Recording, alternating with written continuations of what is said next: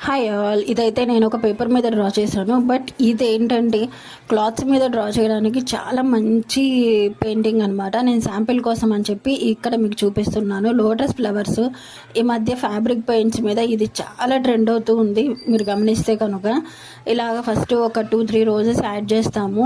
Next కొన్ని వాటి leaves ఉంటాయి కదా, అవి అన్నట్లుగా మనం డ్రా చేస్తామన్నమాట. డ్రా చేసి మనకు కావాల్సిన కలర్స్ అనేవి యాడ్ చేసుకుంటాం. నేను ఇక్కడ మీకు బ్యాక్గ్రౌండ్లో ఎల్లో కలర్ యాడ్ చేశాను కదా, అంటే ఇది ఎల్లో ఫ్యాబ్రిక్ మీద ఈ కాంబినేషన్ అనేది చాలా బాగుంటుంది.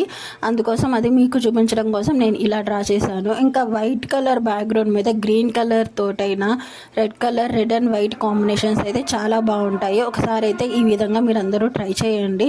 అండ్ ఎవరైనా ఫ్యాబ్రిక్స్ మీద క్లాత్స్ మీద ట్రై చేస్తే నాకు అది ఎలా ఉంది అనేది కామెంట్ చేయండి. నేను కూడా వీటిని క్లాత్స్ మీద పెయింట్ చేయడానికి ట్రై చేస్తాను. అండ్ మీకు వీడియో ఎలా అనిపించింది అనేది నాకు కామెంట్ చేయండి. నచ్చితే సబ్స్క్రైబ్ చేసుకోండి. Thank you.